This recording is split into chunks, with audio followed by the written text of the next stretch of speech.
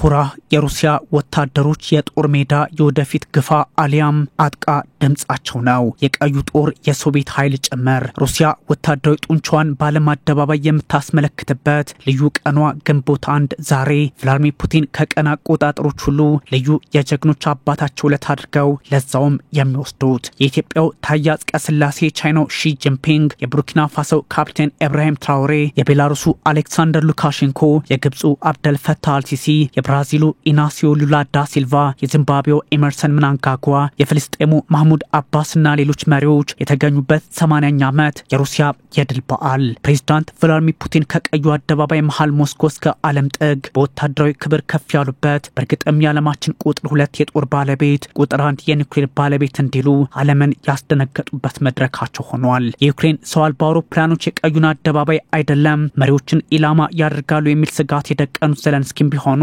ድሮኖቻቸው የትገቡ በሚል የሚሳለቁባቸው ቢኖሩም ፑቲን አምባገነኖችን ሰብስበው የድል በዓሉን አከበሩ በሚል ምዕራቡ ዓለምም እንዲሁ ሸንቆጥ እያደረጋቸው ይገኛል። በርግጥ ሁሉም በፍላጎቱ ልክ የተቃኘ አስተያየት እንደሚሰጥ ቢታወቅም ወታደራዊ ሰልፉ ከታሪክ ጋር ሲቃኝ ትርጉሙ ምዕራቡን ዓለም በየትኛው መንገድ ማጣጣል ላይ ያተኩር ዘንድ ላያስገድደው አይችልም። ፑቲን ግን አይደለም ወታደራዊ ድል ዓለም አቀፍ መሪነታቸውን ለማስረገጥ ነሺ ጂንፒንግ ከጎኔ ናቸው የሚል አስደንጋጭ መልእክት ለተገዳዳሪዎቻቸው ልከውበታል እየተባለ ይገኛል። አያቶቻችን ቅድመ አያቶቻችን አባት ሀገራችንን አድነውልናል። ሀገራችንን እንድንከላከል ብሔራዊ ጥቅማችንን እንድንጠብቅ የሺህ ዓመታት ታሪካችንን ባህላችንና ወጋችንን እንጠብቃቸው ጥሪ አቅርበውልናል። ፕሬዝዳንት ቭላድሚር ፑቲን ንግግር ከማድረጋቸው በፊትና ከአንድ ደቂቃ የዛ ሁሉ ህዝብ ጸጥታ በፊት የምድር ጦር አዛዡ ኦሌግ ሳሊዩኮቭ በዩክሬን እየተፋለሙ ያሉ 1500 ወታደሮችን ጨምረው ከ11500 በላይ የሚሆነውን ጦር እየመሩ ወደ ቀዩ አደባባይ ተመሙ። የመከላከያ ሚኒስትሩ አንድሬ ቤሎሶቭም ትዕዛዝ ሰጡ። ታዲያ ቀዩ አደባባይ በሁራ ድምጽና በሌሎች ወታደራዊ ድምጾች ተናወጠ። ይህም ዓለም የምትከታተለው የድል ቀን ሆኖ ቢታየም ክሬምሊን ታማኝ ክፉ ቀን አጋሮቹን በጦርነት ውስጥ ያስቀጠለውን ጥንካሬውንና መልእክት ለጠላት የሚል ግዙፍ ዓለም አቀፍ ትርጉም ያለው መለያ የለጠፈበት እኛ እንዲነን ያለበት ውሎ ሆኖለታል። የድል ቀኑ በ1945 ሶቪየቶች ናዚ ጀርመንን ድል ያደረጉበት ለመጀመሪያ ጊዜ የተከበረውም በ15ቱ ሶቪየታውያን እንደሆነ ራሳቸው ፑቲን ያስታውሱታል። በአውሮፓ የሁለተኛው የዓለም ጦርነት የተጠናቀቀበት በግልጽ ቀሪ የጀርመን ጦር እጁን የሰጠበት ሰነድ የተፈረመበትም ነበር። በፈረንጆቹ ግንቦት 8 1945 ወይንም በሞስኮ የሰዓት አቆጣጠር ግንቦት 9 የተፈረመ እንደነበር ከፑቲን ባሻገርም ዓለም የምትረዳው ሆኗል። የሶቪየቱ ዮሴፍ ስታሊን ግንቦት 9 ጠዋት ገደማ የመጀመሪያውን አጋጣሚ ተጠቅመው በርሊን መሸነፏን አረጋገጡ። ዛሬ ላይ የድል ቀን ተብሎ የሚከበረው ዕለትም በተለያየ ጊዜ በተለያዩ ወታደራዊና ትርጉም አዘል ሰልፎች ሲደረግ ቆይቷል። ዛሬ እንደ ሩሲያ የሚያከብረው ዓለም ላይ የለም። በምስራቅ ጀርመን ግንቦት 8 ከ1950 እስከ 1966 የነጻነት ቀን ሆኖ ሲከበርም ቆይቷል። በ1985 40ኛ ዓመት መታሰቢያው ደግሞ ገዝፎ ተከብሯል። በ1967 ሶቪየት አይነት የድል ቀን ግንቦት 8 ከ2002 ወዲህ ደግሞ ከብሔራዊ ማህበረሰባዊነት ነጻ የወጣንበትና የሁለተኛው የዓለም ጦርነት የተጠናቀቀበት በሚል ያከብሩታል። ማለትም በጀርመን ምድር ሩሲያ ፌዴሬሽን ግንቦት 9ን ከ1991 ወዲህ በትልቁ የድል ቀኗ ሆኖ መከበሩን አስቀጥለዋለች።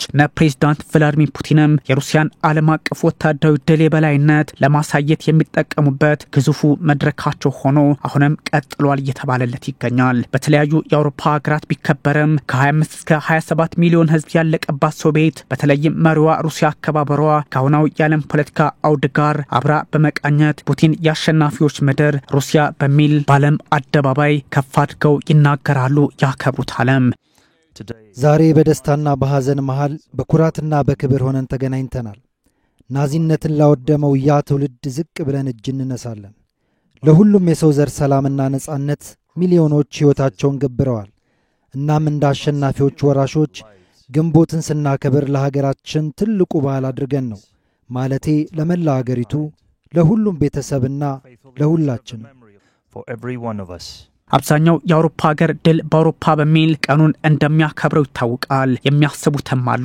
ምንም እንኳን ፕሬዝዳንት ቭላድሚር ፑቲን የዓለምን ፖለቲካ በራሳቸውና በአጋሮቻቸው ለመቃኘት የሚሄዱበት መድረሻ መንገዳቸው አድርገውታል በሚል በርካቶች ቢተቿቸውም ለዚህም ነው ፑቲን ናዚነት የተጠናወታቸውን የሩሲያ ፍርሃት ሩሶፎቢያ ያለባቸውን ጸረ ሴሜቲኮችን ከማውደም ወደ ኋላ አትልም ራሽያ በሚል ሐሳባቸውን ያስተጋቡት በቀዩ አደባባይ። ፑቲን ፍትህና ሀቅ ከኛ ጋር ናት፣ በዩክሬን ጦርነት ሙሉ ሩሲያ ማህበረሰባችን ህዝባችን በተሳትፎ ውስጥ ድጋፉን አሳይቶናል ሲሉ የዛኔው ድላችንን ቀድመን በርሊን ላይ ያውለበለብነውን ባንዲራ ዛሬም እንድገም በአውሮፓ ምድር በግሃድ መልእክት ለመስደድ ሲያስቡ ያደረጉት ንግግራቸው ሆኗል ተብሏል። ከዚህ ባሻገርም ናፖሊዮንና ሂትለርን በየመድረኩ ሲያነሱ ፑቲን ወደዋቸው ሳይሆን ፓሪስና በርሊን አርፋችሁ ተቀመጡ ሊሉ ሲፈልጉ የሚያደርጉት ነው ይሏቸዋል። ፑቲን 80ኛውን የድል በዓል ሲያከብሩ በወዳጆቻቸው ተከበው እሳቸው ከአርበኞች ጋር ነግሰውም ሆኗል። ትርጉሙ ፑቲን በወዳጅ ተከበቡ ሳይሆን ምዕራቡ ዓለም ያገለላት ሩሲያ ብቻዋን አይደለችም የሚል በመሆኑ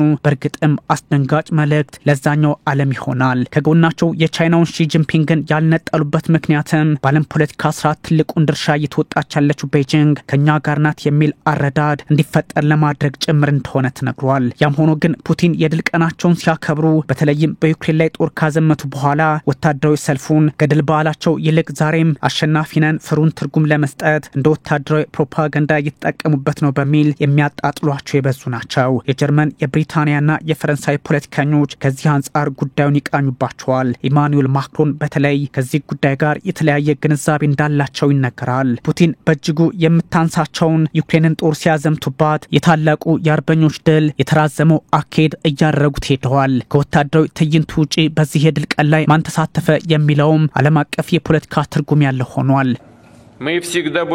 ሁልጊዜም ሁለተኛው ግንባር በአውሮፓ የተከፈተበትን አጋጣሚ ማስታወስ አለብን።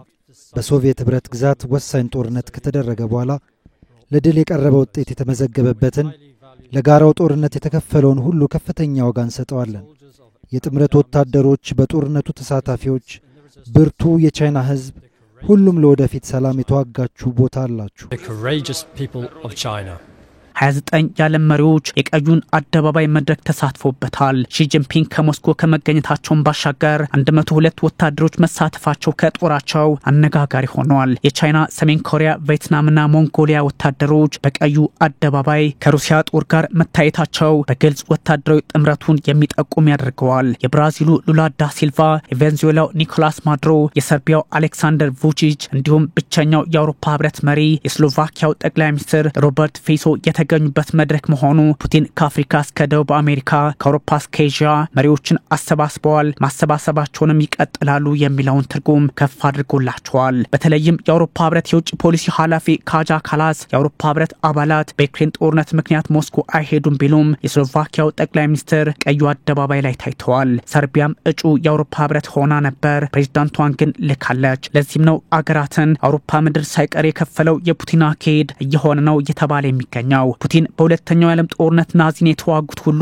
ያዳኑት አባት ሀገር ራሽያ ነው፣ ለሺህ ዘመን ታሪካችንን ለብሔራዊ ጥቅማችን ባህላችንና እሴቶቻችን ነው በሚል ለማሞካሸት ሞክረዋል። ዛሬም ይህን ማድረጋችንን እንቀጥላለን ነው የሚሉት ፑቲን። ታዲያ ከ11500 በላይ ወታደሮች የተሳተፉበት የቀዩ አደባባይ መድረክ ከመከላከያው፣ ከብሔራዊ ደህንነቱ፣ ከደጋ ጊዜ ሰራተኛው፣ ከብሔራዊ ዘቡ የተውጣጡ ሲሆን ከ13 ሀገራትም እንዲሁ ወታደሮች ተሳትፈዋል። ከግብጽ፣ ከቻይና፣ ከቪየትናም፣ ከካዛኪስታን፣ ከቤላሩስ ጭምር ነው ተብሏል። ከአርሜኒያ፣ እስራኤል፣ ሞንጎሊያና አሜሪካ ጦርነቱ ላይ የነበሩት አርበኞቹን በቀዩ አደባባይ ነበሩ ይላል አርቲ በዘገባው። ያም ሆኖ ግን ፕሬዝዳንት ቭላድሚር ፑቲን በአምባገነኖች ተከበቡ በሚል ምዕራቡ ዓለም የሚሳለቅባቸው የቻይናውን ፕሬዝዳንት ሺ ጂንፒንግን፣ የቤላሩሱን ፕሬዝዳንት አሌክሳንደር ሉካሼንኮን እንዲሁም የቡርኪና ፋሶውን ኢብራሂም ትራኦሬን ማሳተፋቸው እንደሆነ ግምት ውስጥ ሊገባ የሚችል ጉዳይ ሆኗል።